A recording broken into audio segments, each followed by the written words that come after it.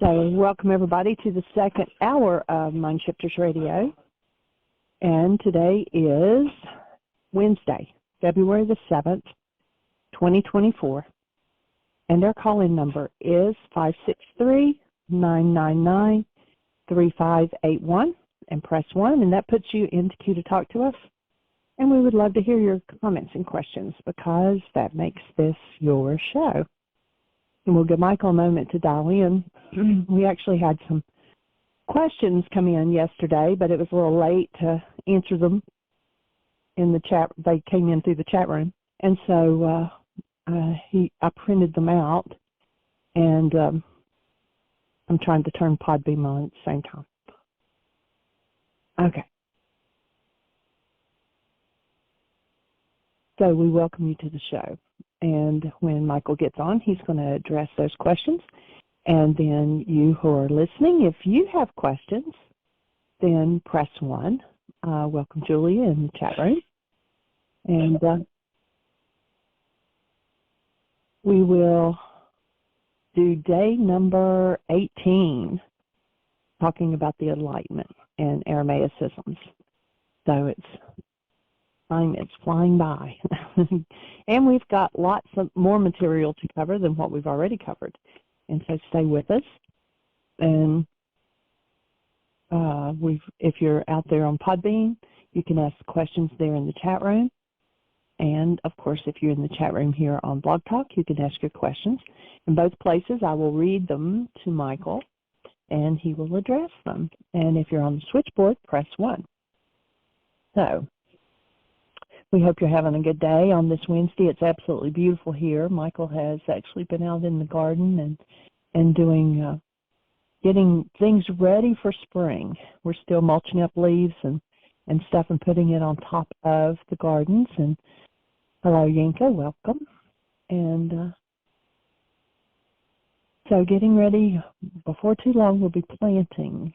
It seems like it was a short winter, but it was definitely cold enough to kill any critters that were around. Yes, you can listen on Podbean. We had given instructions if you download the Podbean to your phone.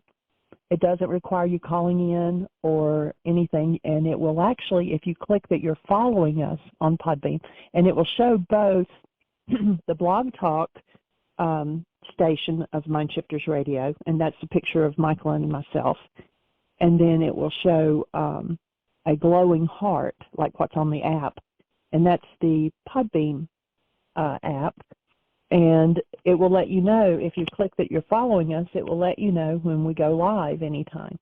And if I ever have issues with Podbean, then I will just copy the recording from Mind Shifters over to it. But so far, we have been able to record I've got a microphone, actually, in front of me, and so I try to be really quiet, and I have my phone on speaker so that it can hear whoever is talking on the phone, and it seems to pick up pretty good. It's got a little bit of a metallic sound to it, but so yeah, give that a try. Download Podbean on your phone, as long as you have internet to use any of your cell minutes or anything like that, and you can ask questions in the chat room. And so I've got them both going simultaneously. And it says, what if I don't have notifications turned on? Well, then you won't get notified. That's simple enough. But you can turn on you can click your app if you've got it downloaded to your phone, and it will open up, and then you'll see, if you have clicked that you're following us, you'll see the glowing heart, and it'll have a note saying that Mind Shifters is, live or whatever. So it'll give you once you open the app, it'll be in there. If you have clicked that you're following us, it'll pop up automatically. So I'm going to welcome Michael at this time. Thank you, dear heart. Delighted to be here. And honored to have each of you participating in this conversation as we move forward and go into deeper and deeper understanding of this awesome first century Aramaic gift that was given to the world thousands of years ago. I have some questions, but I want to, from an email that Sean sent, thank you for that. I'll look forward to covering or getting into that, and or if perhaps you have the chance to do it live, a live conversation would be good. And I'd love to go back and do the group at some point too, for that you'd set up for us previously, if that's something that fits. But I want to continue with this passage at the bottom of page 23, and the passage is about, well, the way the Greeks translate it. Well, let's go to the Greek translation. So Matthew 6:22. In one of the Greek translations, at least, and this is, I think it's the King James. The eye is the lamp of the body. So then if your eye is clear, your whole body will be full of light. But if your eye is bad, your whole body will be full of darkness. If then the light that is in you is darkness, how great is the darkness? And of course, kind of ridiculous. How can light be darkness? Obviously, that word can't be light. Otherwise, wouldn't it be an oxymoron to say that if the light that is in you is darkness? But you remember yesterday we talked about the Aramaic, and it's talking about the guide that you follow. And so if we look at a few different renditions of that, my phone's running a little slow here, come on. So the New International Version, and I want to dance around this from several different versions just to kind of get back, and you can see how the subtleties that are missed if you don't have the Aramaic understanding just mean that everything that is meaningful about it is lost. So the New International says, but if your eyes are unhealthy, I guess you should go see an optometrist. No, that's not what it says. Pardon me. But if your eyes are unhealthy, your whole body will be full of darkness. Like what? In what universe does that make any sense? If then the light within you is darkness, how great is that darkness? And then the English Standard Translation says, but if your eye is bad, your whole body will be full of darkness. And then the light in you is darkness. How great is the darkness? And then the Berean translates it as, but if your eye is evil, your whole body will be full of darkness. If then the light within you is darkness, how great is that darkness? Let's just see if there are any other variations. Anyway, you can see how they're dancing around trying to get to this. The Amplified Bible actually comes much closer, although it still doesn't hit the mark of what exactly Yeshua was telling us. The Amplified Bible says, but if your eye is bad, and then it has in brackets, spiritually blind, your whole body will be full of darkness, devoid, in brackets, devoid of God's precepts. So if the very light inside of you, and then it says in brackets again, your inner self, your heart, your conscience is darkness, how great and terrible is that darkness? Just looking through to see if there are any other.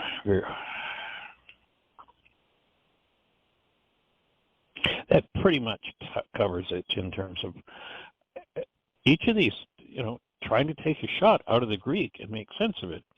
And of course, you have to remember that if you're in America and you decide that you want to publish a new Bible, and how many hundreds of them are there, in order to be able to copyright your work, that book has to be at least 20% different than anything else on the market. So much for the idea of the scriptural saying that says no one would change one jot or tittle, which are the smallest markings in the Aramaic characters. Contemporary English Version reads it, but when your eyes are bad, everything is dark. If the light inside of you is dark, you surely are in the dark. Okay. The Dewey Reams translates it as, but if thy eye be evil, thy whole body shall be darksome. I don't even know what darksome is. If then the light that is in thee be darkness, then the darkness itself, how great shall it be? Oh, here's the good news translation. But if your eyes are no good, you need glasses. No. If your eyes are no good, your body will be in darkness. So if the light in you is darkness, how terribly dark will it be? That kind of looks like it covers a lot of it. There's so many different translations. But if you're in the Net Bible, if your eye is diseased, the Net Bible is the one we mentioned the other day where they say in the second edition, we changed some things so that it complied with our evangelical beliefs. I mean, it's just, how bizarre is that? So the Net Bible says, but if your eye is diseased, your whole body will be full of darkness. If then the light in you is darkness, how great is the darkness? New Revised Standard Version, but if your eye is unhealthy, New Heart, but if your eye, New Heart English, if your eye is bad, Webster's Bible, if your eye be evil, Weymouth, but if your eyesight is bad, your whole body will be dark. If, however, the very light within you is darkness, how dense must the darkness be? So we get a look.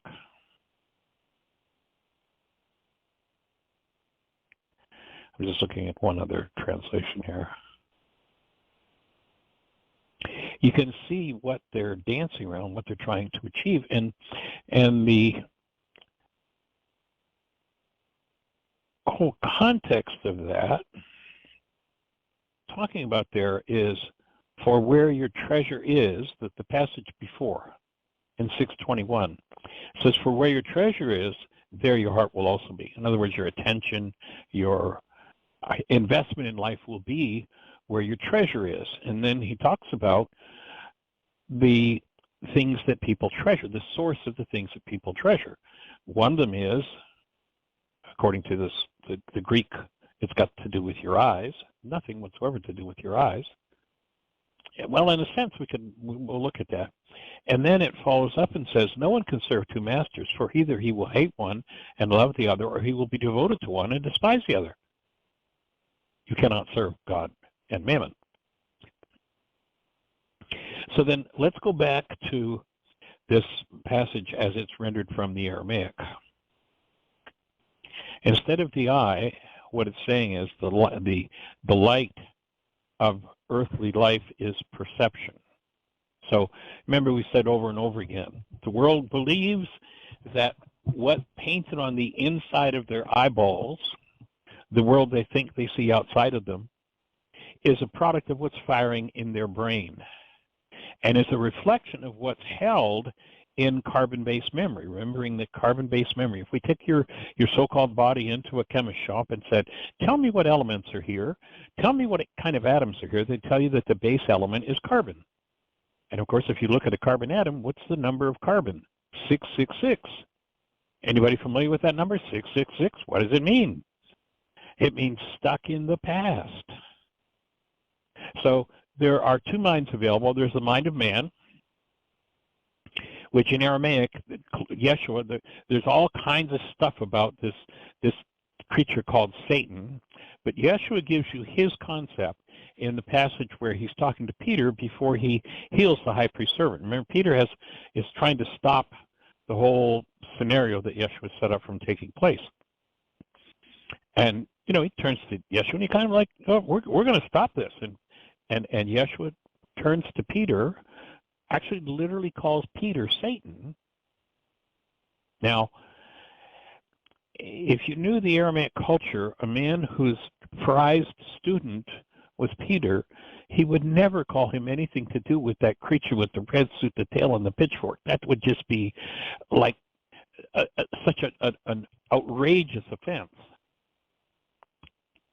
and a way to treat your neighbor. But when you understand, and in that passage, Yeshua explains exactly what he means by Satan. He says, get thee behind me, Satan, for you think in the mind of man. You're thinking, you're looking at the pictures painted on the inside of your eyes, perception, that come from carbon-based memory, the body-mind unit. So we have these generational patterns of information stored in us, and when life comes along and resonates those patterns, then up comes whatever's stored from the past in the mind. What was Peter doing? He was stuck in the past of fear. And so he's saying, get behind me, Satan. Stop dragging me out of my purpose, which comes from the mind of Christ. Two minds to deal with here. One is the mind literally of the creator of love, and one is the mind of the past. When we get stuck in the pictures painted on the inside of our eyeballs, and that's called perception, the construct of the mind, then we're stuck in the past. We're stuck in darkness. No matter how good the information is, it's still the past. So what Yeshua is pointing out here is that perception is a guide for you, but it will never give you the actuality of the Creator's creation.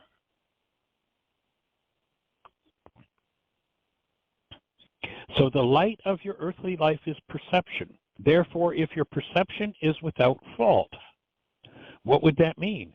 That would mean that you were following the first law, which is Rakhma. If love is what's fueling your mind, if love is what is behind your perception, then there's going to be no error in your perception.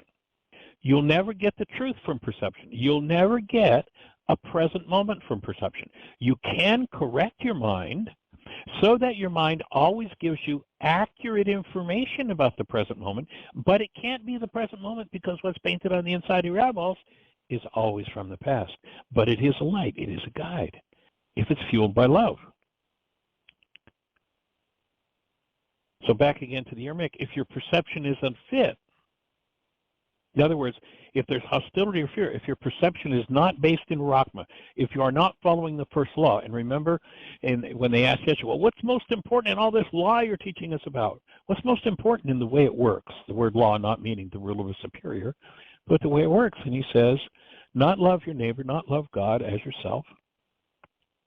He says you've got to have Rakhma, a condition in the mind, a filter in the frontal lobes of the brain that is a gateway for love to fuel your mind. If love is fueling your mind, then your mind will be of support to you. The light in you is darkness. In other words, the guide you follow, the perception you follow is darkness. What is darkness? Anything other than love, any form of hostility or fear. You don't have to know one scintilla about what's going on in the world to know that you are in blockage of truth if hostility or fear is the accompaniment of whatever's painted on the inside of your eyeballs. So if the light for you is darkness, how deep will your darkness become? In other words, what kind of crazy behaviors will you do based in hostility or fear-based perception? When hostility or fear-based perception moves in you, unless you're in physical danger and you have to get out of the way, don't do anything except correct your mind. Get your perception back on track, because that's what tends to become the driver for behavior. So again, let's read the whole passage in one piece. And remember that he's talking about where is your treasure? Most people treasure what's in their minds from the past. He says if that's where your treasure is, that's where you're going to invest. If the light of earthly life is perception, the light or the guide of earthly life is perception. Therefore, if your perception is without fault, your whole life shall be enlightened. If your perception be unfit, your whole life shall be darkened by it. And if the light for you is darkness, then how deep will your behavior, how deep will your darkness become? So let's give us a simple example. We talked yesterday about the fact that there are three different filters. There's three different filters over the frontal lobes of the brain, three over the back. Rakhma is the main one over the frontal lobes. That's the gateway for love to enter the human form. Just because there is a human form standing in front of you doesn't mean there's a human being active there. If Rakhma is not open, then the human being, love, is buried, and that person's life is going to be run by their perception. And they will substitute the pictures painted on the inside of their eyeballs for you. And if they have unresolved pain, look out, because it's coming down the pike. They're going to project it into the brain's image of you at some point, and you're going to tend to become the problem in their lives. And so this work is about cleaning that whole game up. But let's take a look at what the three filters would look like. So frontal lobe, Rakhma, fear, hostility. When Rakhma is active, The frontal lobes of the brain, intentions, are where the raw materials for goals come from. You know, we live in a culture that there are books out there telling us about the power of intention. No, no, no. That's another game from the perceptual mind. Intention has no power. Dan McDougall, one of his favorite sayings, and I can see him saying this, he said all the time, he said, intention can no more move a muscle than a shadow can carry a stone. Can't happen. But it's important. Why is it important? Because it's the raw material of your goals. So the quality, the building blocks of your goals become really important. And if your goals are keyed to love, then perception is going to flow through a second filter in the mind, in the back of the brain, the perceptual area of the brain, and that filter in Aramaic was called Kuba. So we've got Rakhma and Kuba. As I said yesterday, the two together were called perfect love. Perfect love casts out fear. You can't produce, remember, over 300 times we're told in the scriptures, fear not, fear not, fear not, fear not. And yet we got people out there saying fear of God is the beginning of wisdom. Like, hello? This is the perceptual mind projecting its darkness. Perfect love, Rakhma and Kuba, guess what? Your mind cannot generate a fear-based perceptual construct. This is gone. How do you like that? It all ties together, and it's so profoundly powerful. So there's the matching set of filters to what's in the frontal lobes of the brain are in the back of the brain, Kuba and hostility or fear. If in the frontal lobe, hostility is what is moving, then a person's intentions are going to be destructive. If fear is what is active, then a person's intentions are going to be negative. If Rakhma is what is active, then a person's intentions are going to be keyed to love. That's the frontal lobe. So now you've got a way to keep, here's what Yeshua is giving people in a simple format.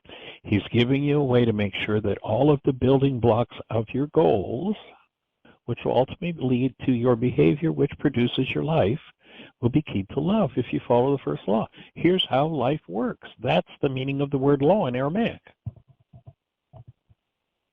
Then, once you've selected an intention, and people say, oh, well, you know, what's the difference in intention and goal? Oh, well, it's just about the difference between night and the day. Because once you select an intention and make a commitment to it, you turn it into a goal.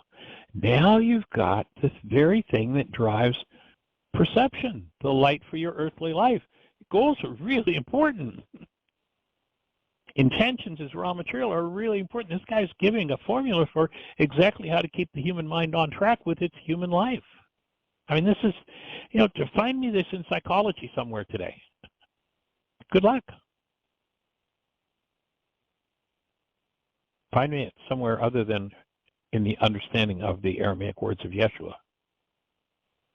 Good luck.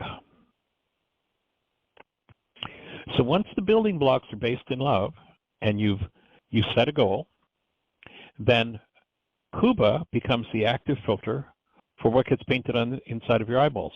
Only units of perceptual memory keyed to love will be used to build your perception. That's what this passage is talking about as that's called enlightened perception.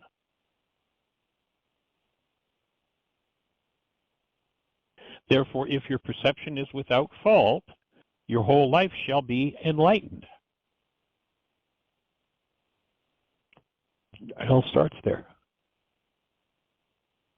And what is enlightened perception? Enlightened perception is the stepping stone for the being, the stepping stone for the human, the created essence that we are, to walk into the actuality of the world as the Creator created it. It's a tool. It's not meant to run our lives. The secrets are not hidden in the mind, they're hidden by the mind. So back to our example.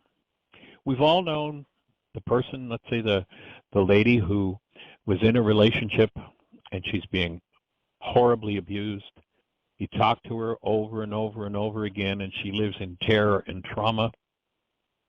Her fear filter is the active filter in her intentions. That resonates fear along with the behaviors that are happening in her world, so that the fear filter is what's active in over.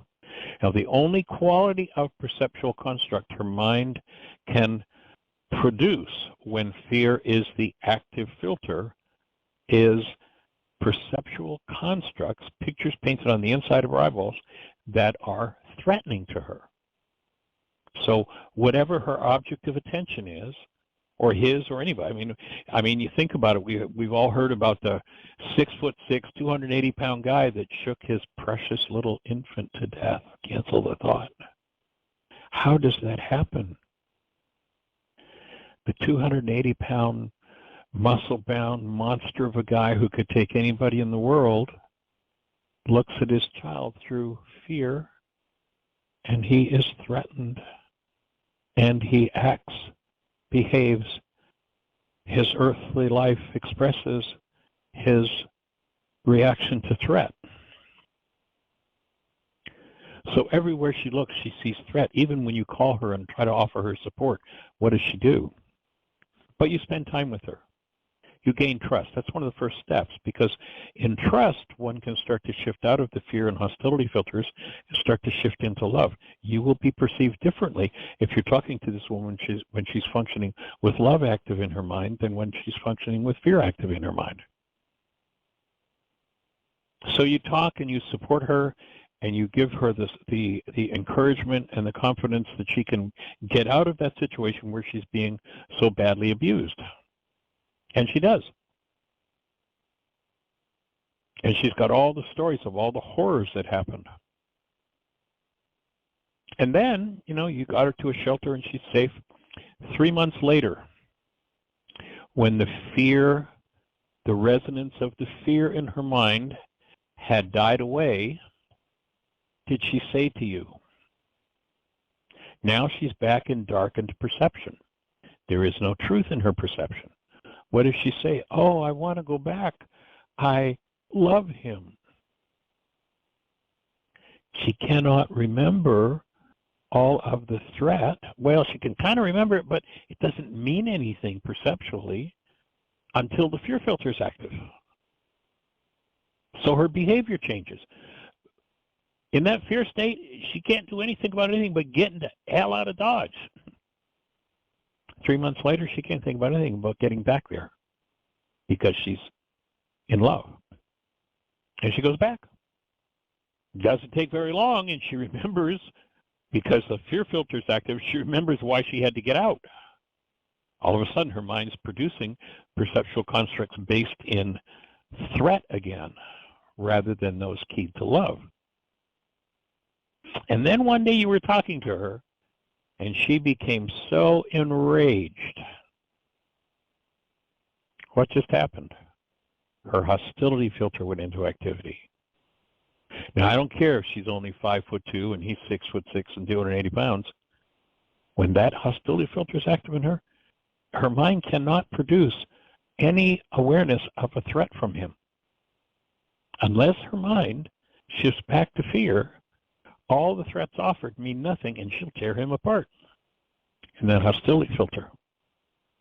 Because when hostility is active in the mind, all of the bit on the inside of one's eyeballs are about irritation. Again, no matter what the object of attention. How can a parent become so irritated with a precious newborn? How is that possible? They say, well, the newborn irritated me. But what they really mean is, I have a heart full of irritation, and my child resonated that in me. I had no idea how to keep Rakhma and Kuba active in my mind, and I went to hostility, and I felt threatened, and then I went to just total irritation. That's the hostility filter. And now one reaches out, behaves based on the irritation dynamics of their family system. Whatever the power person dynamic was that they haven't resolved takes over. And the very thing they said they'd never do to their child, they're now doing to their child. The very thing they said, boy, I'll never be like my power person, father, mother. is exactly what they become. And that's the codependent dynamic that needs to be rectified in order for us to heal. And all of this requires resetting the whole physiological device called a body-mind unit. Guide for your earthly life is perception. Therefore, if your perception is based in Rakhma, in love, without fault, your whole life shall be enlightened. If your guide, your perception, is based in hostility or fear, your whole life shall be darkened by it. If the light, that is the guide, for you is darkness, how deep will your darkness become? That's what all those different translations were trying to grasp. But without the brain cells, it's not possible. And it takes commitment and it takes work. You know, this goes hand in hand with what's called in the medical field the sympathetic dominant state. Sympathetic dominance is a state where fear, fight, flight, freeze, fawning mode, it's called in the world. But what happens in that mode is that blood, for survival's sake, blood is shunted away from, and this is probably the most important part of it, from the higher centers of the brain. Blood flow is taken away from there. Blood flow is taken away from digestion. Blood flow is taken away from reproduction. Blood flow is taken away from regeneration. Blood flow is taken away from rest. Everything to do with rest and digest is shut down because blood flow is drawn away to supply blood, oxygen, nutrition to the arms and the legs and to make the lungs work so somebody can fight or run.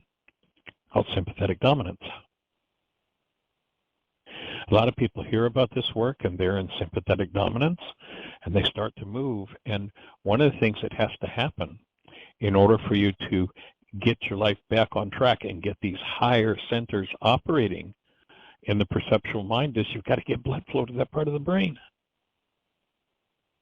A lot of people hear about it and they go, oh yeah, I'd love to do it. But it takes time to break down the congestion that's built up, especially for somebody that's been in chronic fear or hostilities or excess stress. Chronic sympathetic dominance means that the pathways to all of the places where blood flow is needed but have been deprived, those pathways, when it's chronic, when it's long-term, end up becoming congested, and the congestion has to be cleared out in order for blood flow and nutrition to get to those parts of the brain. And most people, it's too much work for them. They won't do it. Unfortunately, hopefully, you know, one of the reasons for this show is to inspire people, to support people, to get people to understand what's going on so that they can do what it takes to restore themselves to what this passage is suggesting. And if you come from a family that's been chronically infiltrated with hostility, fear, punishment, rage, condemnation, just the very idea, the horrific idea that's fed to so many people that you are a sinner will put you into sympathetic dominance. An horrendous assault to a child. Yeshua said, you know, be careful. You offend one of those little ones. Boy, it'd be better if a millstone were put around your neck. And yet preacher after preacher after preacher after preacher after preacher after preacher is pounding that idea into children. Locking them into sympathetic dominance. Get what? Higher center of the brain don't work very well. They become very good slaves. Become very good servants. And unfortunately, that's a dynamic that is powerfully existent in our world and needs to be faced and dealt with. Fortunately, there are a lot of people in the same circles who are really, truly about shifting into that place of love and supporting through service that presence of love in the world.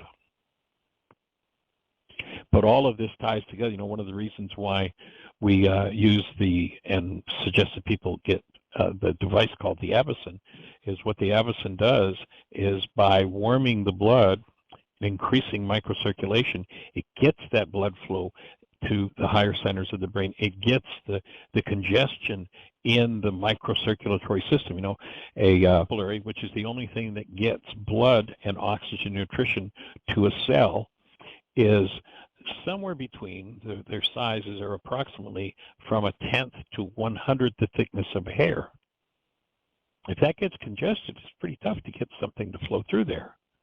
And that's what the avicen does. It is a physical form of forgiveness, in that by warming the blood, it creates a mechanism where the blood is thinned, the flexibility, what they call the erythrocyte deformability of a blood cell. You know, a red blood cell is larger than the opening in most capillaries. The red blood cell can't just go into the capillary because it's larger. It needs to be able to fold. One of the horrendous things that people do in this culture is they eat waste, rancid, junk vegetable oils. There's only one vegetable oil you want to touch. It's called olive oil. Touch nothing else. Put nothing else in your body, because that rancid fat, and it gets fat or rancid very quickly, will cause a stiffness in that erythrocyte. And erythrocyte just means red blood cell. Now it can't fold. Erythrocyte deformability sounds like it might be a disease, but no, it actually speaks about the ability of a properly functioning brain cell, or blood cell, can fold itself and move inside the capillary to get into the cell to deliver the oxygen nutrition that it needs. One of the things the avicen does is it increases erythrocyte deformability. It reduces the viscosity of the blood. Blood is a non-Newtonian liquid. The most easily understood non-Newtonian liquid is molasses. You know, we have a saying, slower than molasses in February. What does that mean? It means when it's cold, that stuff doesn't pour very well. Blood's the same. It's a non-Newtonian liquid. So by using the natural mechanism of the body, which is in one case, one of the major defenses of the body is a fever, it raises the temperature of the blood. That reduces the viscosity. It puts blood where otherwise blood doesn't flow. When you get blood where blood isn't flowing, you get oxygen. When you get oxygen, the organisms that are building up, because the oxygen isn't present, all of a sudden they get flushed out. They get wiped out. They can't survive. So it all ties together, and this is all under the control of the mind. Even though sympathetic dominance, people say, well, that's a totally physical thing. It is a totally physical thing, and it is 100% caused by the mind. That's why you've got to work on all levels, wholly, work with each aspect.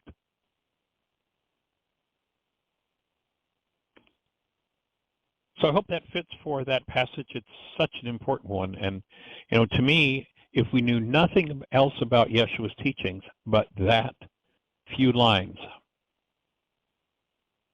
we would have a leg up on the whole world. If we can get that to every mind, heart, and being on the planet, then we will have a world that functions peacefully in abundance, will disappear divorce, will disappear war, will disappear starvation, and will restore human life to every mind, heart, and being on the planet. That's the objective of this work. That's why we're here doing this show.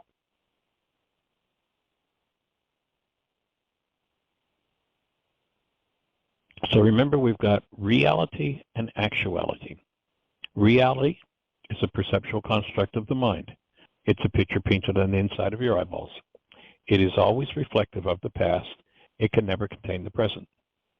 It can be a stepping stone into the present, but it will not contain the present.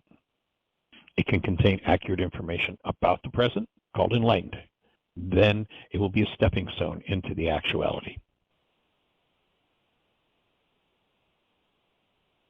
And that's what we're here to support.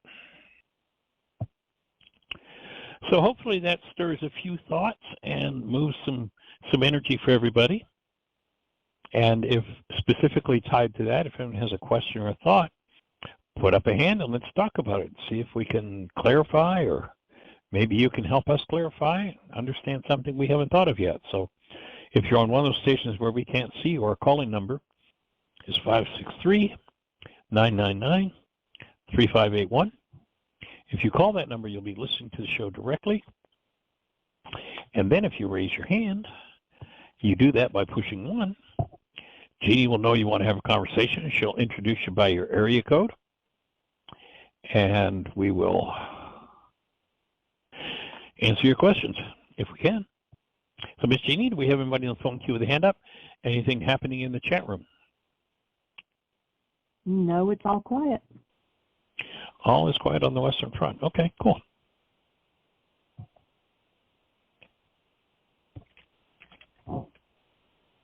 Just give me 1 second here. All right. So we have some questions from Sean, who sent Jeannie an email. Thank you for that.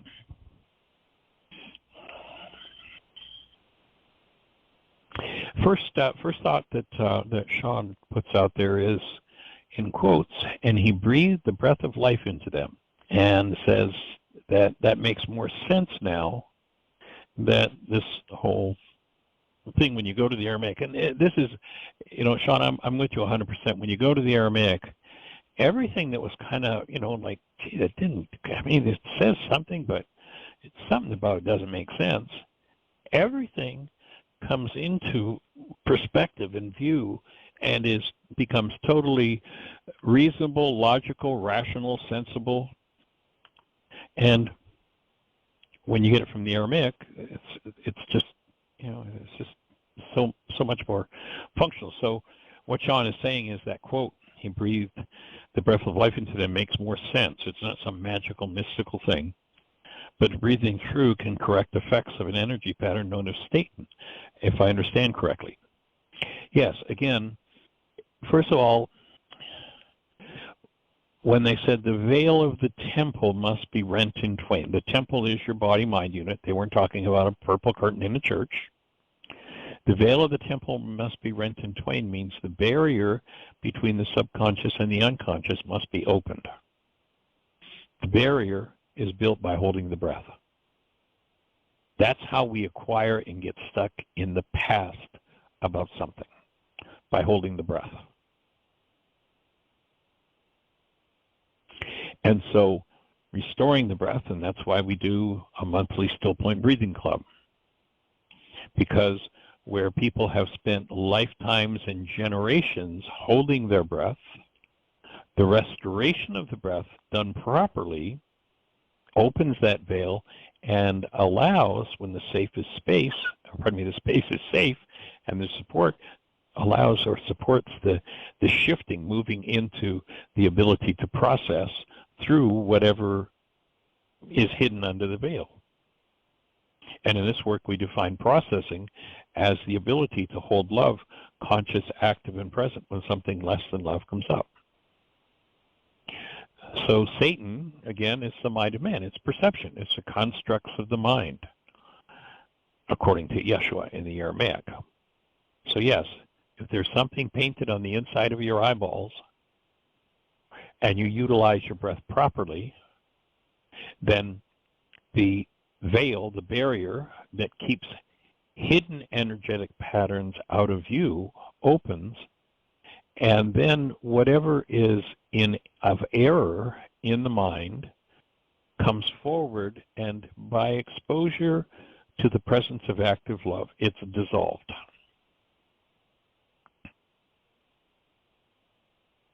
So then Sean asked the question, so is Satan both the mind, the hinderer, and a being that can project images and frequencies?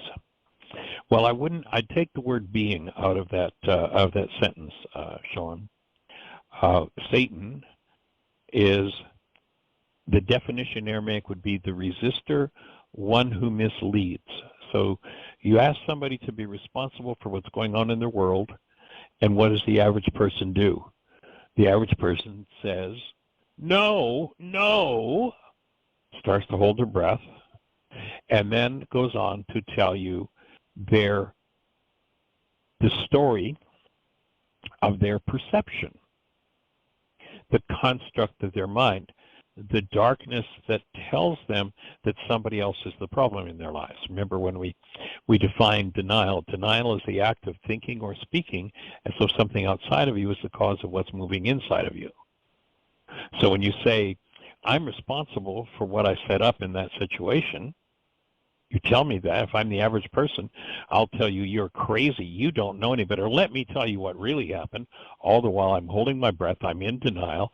And now the picture that's painted on the inside of my eyeballs, the false construct based in darkness, hostility or fear, that tells me about how it's a problem in my life. And so that would be Satan. So not a being, but simply the content of carbon-based memory from the past that driven by goals structures itself out of the frequencies stored within the structure from the past, within the mind, which is the mind functions through every cell in the body, and those energetic patterns driven by goals create these images, pictures of bodies and situations and things that we think are happening in the world, but are really, once again, just painted on the inside of our eyeballs. That would be Satan. So Satan, there wouldn't be any being component to that. It would actually be the exact opposite, non-being. In fact, Satan would be an expression of what we call the non-being mind. Yeshua says, at one point, in order for you to live, you've got to die.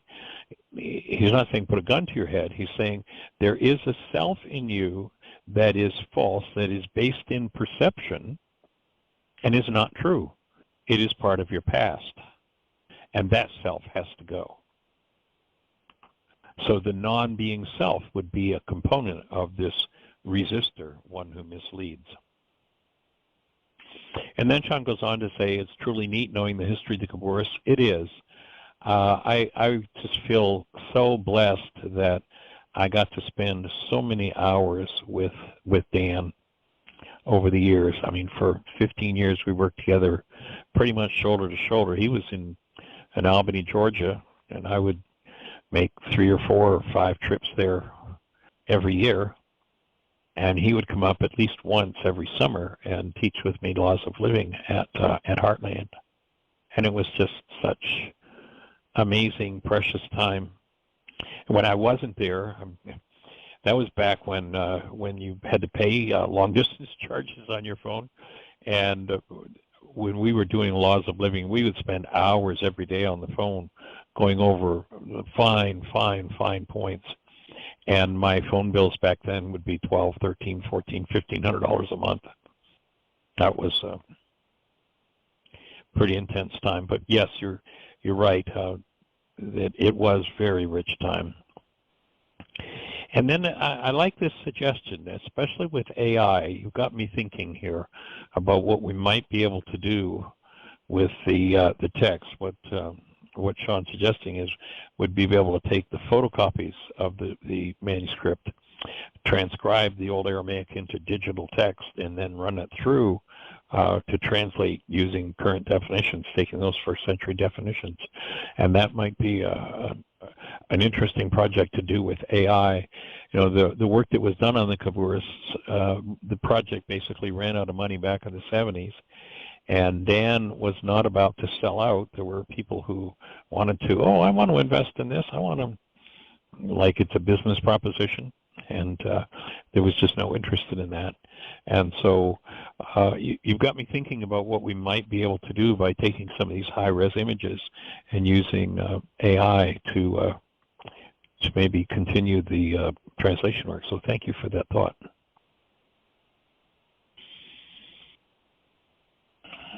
And he's suggesting perhaps getting a college class to do that, and we'll see what might come together there. That's a great idea. Thank you. And then the question comes up: are we to live as if the doctrines of the rapture and the millennial kingdom are not so? My take on that would be that I have no answer to that. For me, that would come from or lead us into the place of trying to figure it out. I don't think we're at the point we're figuring it out it's going to work yet, because for most people perception is still so darkened. And he goes on to say, it's like as if the Near East idioms were lost and we made entire denominations out of false understandings. Yes. I mean, you know, we've got 32,000 different sects of so-called Christianity all saying we've got the answer. And many of them, I mean, you take a look today, what many so-called denominations or so-called Christian fields of expression are basically wanting to set up a Taliban-style theocratic government in America. And if you look at the history of theocracies in the world, they haven't ever done very well. So, per the Aramaic, Sean goes on to say, we should be living in heaven now. Well, if Yeshua was correct when he said, if somebody tells you the kingdom of heaven, now remember that in Aramaic, the kingdom of heaven isn't someplace off in the sky. The words kingdom of heaven are much more properly translated as the community of love. So he says it's here, it's now, and he says it's within you. So yeah, that's where we're designed to live.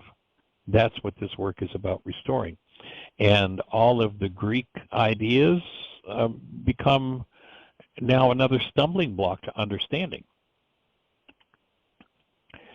So instead, he goes on to say, we've been tricked into letting our minds wait for an imaginary world to come. What is the adjusted, correct view of the end times in the 1,000-year reign?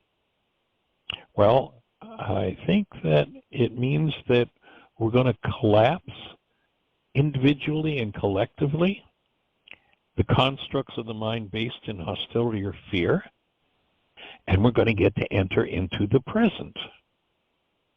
And, you know, there's a medical person that we did some work with back a few years ago, and her take, she was actually worked at the National Institute of Mental Health, and her take was, talking about what was referred to as the kingdom of heaven, was that it's entered two by two, that it takes two people together to move into a new level of energy, two people connected energetically to enhance the vitality sufficiently to move life, an individual's life, to the next level. And so, and I agree with you, the next sentence that Sean writes is, it just does not seem like Yeshua pointed towards doom and gloom and destruction. No, he didn't. He did point toward the healing crisis, what's going to happen when you step in and start to deal with what's in you, and that we're capable of eradicating the mind of Satan, the mind of the past, perception, the constructs of the mind, and treating perception as it's designed to be treated. Restore Satan to its proper place. A footstool. It's supposed to be your servant, just like your computer is a servant. You don't do what your computer tells you to do. You ask the computer to do things for you that you know the computer has the capacity to do, and you don't ask it to do things that it doesn't have the capacity to do. So yeah, I think that individually and collectively we'll start moving into deeper and deeper spaces where we experience ourselves as conscious, active, present love, as we're designed to do. And then there's some thoughts about family systems, and one of the sentences that you put here that I'd feed back, Sean, would be a place to do a worksheet or two when you say that a certain person had no business becoming over emotional about it. Well, when I make that judgment, I'm probably playing out of a power person dynamic. I'd invite you to consider whether or not your power person ever restricted you or took some form of aggressive action toward you when you became over emotional. And the person who becomes over emotional has no choice about that whatsoever. You can't just say, oh, well, don't feel that way. Remember, telling someone not to feel what they're feeling is like having a middle C tuning fork, hitting it on a desk, and putting it in front of a second middle C tuning fork and saying to the second tuning fork, now don't you move. It's resonance. It's energy. The energy is going to move. Create the safe space for what you consider to be the over-emotional state. Use words and use the tools to assist in freeing that person from what you consider to be the over-emotional state and freeing yourself of the power person dynamic that says that's not allowed. Step into looking at how there were emotional expressions that you were not allowed. I suspect that's probably where the biggest healing is going to happen.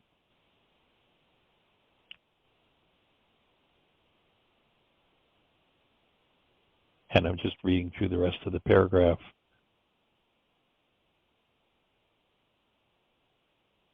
Feeling a certain way will not make another person do your will, that's for sure.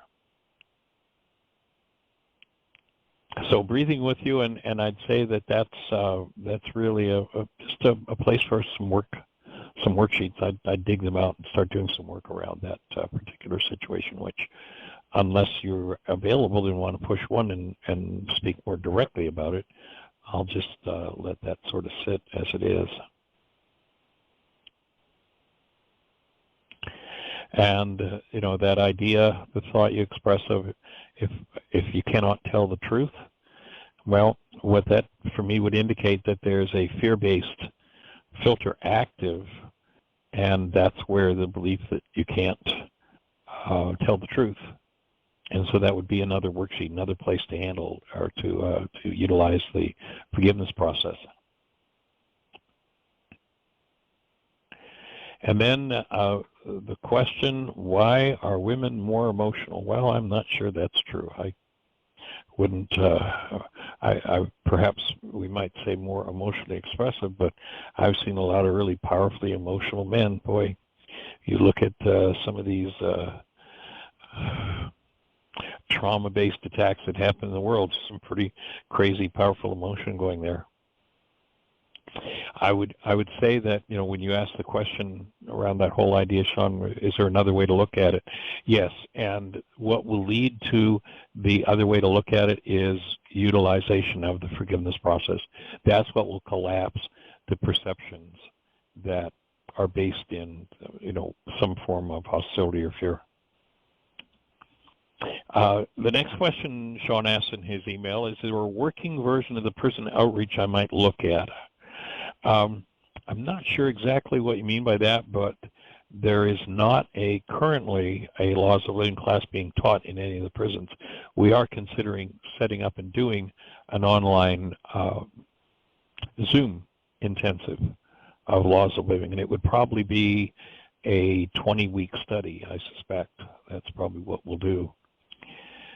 And so that would be a way to engage with Laws of Living. I sometimes communicate with convicts and some who are in the system. The sheets may not be conducive while sending it into the prisons, but can be modified to get past the guards reading and censoring them. Actually, we have prisons for 20 years. One of the first prisons I went into, and this goes back to, this is before I had Heartland, so this is 35 or 36 years ago. There was a prison in Coldwater, Michigan that I was invited into by a woman who we were doing an intensive in a center there, a fresh and raw food center, Van Wickmore. And there was a woman who was a guard. She and her husband were guards, and he was the head of the prison guards. And they came and did the Why Is This Happening to Me Again workshop. We went into Coldwater Prison, taught it there with just outrageous success. It was just really well received. And for 25 years before this husband and wife team retired, he was the intake person. They went whenever anybody went into the prison, was sentenced to that jail or that prison. They went through him.